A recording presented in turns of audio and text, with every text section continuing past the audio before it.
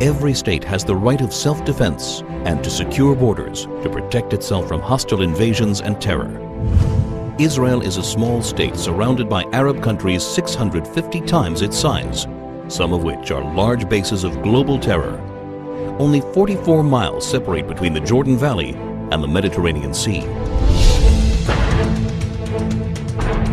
After the Six-Day War in 1967, when Israel was attacked by 4 armies on 3 fronts, United Nations Security Council Resolution 242 stated that Israel was entitled to new defensible borders to replace the previous fragile lines from which it was attacked. What are Israel's defensible borders? What are its essential security needs? The Jordan Rift Valley, Israel's eastern frontier, forms a natural barrier between Israel and the countries of Jordan, Iraq, and Iran. The Jordan Valley rises from an area that is 1,200 feet below sea level to a hilly ridge of up to 3,000 feet, creating a steep 4,200-foot virtual wall opposite any force attacking from the east. The growing threat of global jihad activity near Israel's borders requires it to prevent infiltrations of terrorists and weapons. When Israel left the Philadelphia corridor in Gaza, it became a highway for the infiltration of terrorists and the flow of hundreds of tons of ammunition and weaponry from all over the Arab world, aimed at Israeli civilians. The Jordan Valley is the equivalent of Gaza's Philadelphia corridor in the West Bank. To defend itself, Israel must retain control over the Jordan Valley.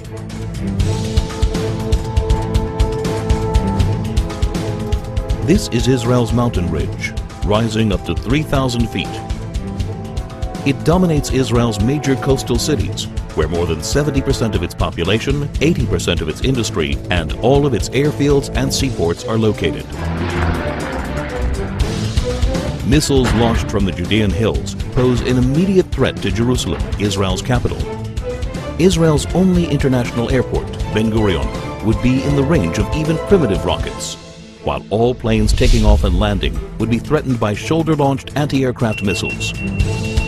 More advanced weaponry would be able to hit virtually any point in Israel.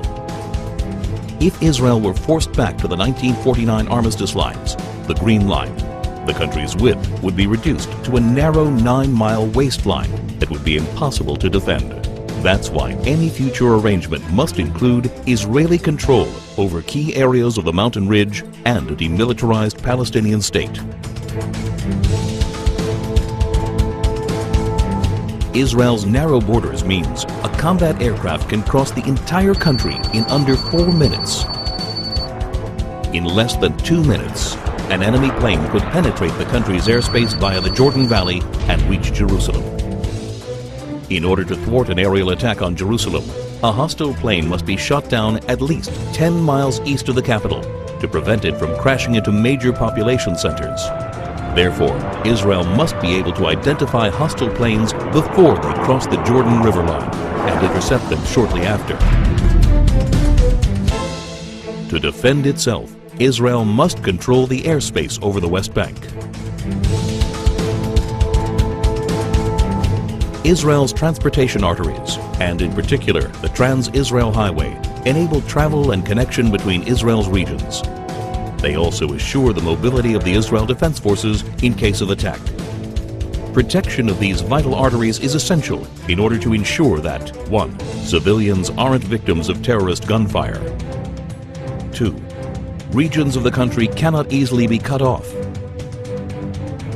3. The mobility of Israel's defense forces is not hindered in the case of invasion. To defend itself, Israel must control its main arteries of transportation.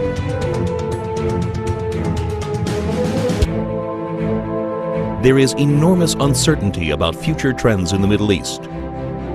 Iran is determined to become the supreme power as the U.S. withdraws from Iraq. No one can guarantee the future of many of the current regimes in the region. Today, more than ever, it is crucial to ensure defensible borders for Israel.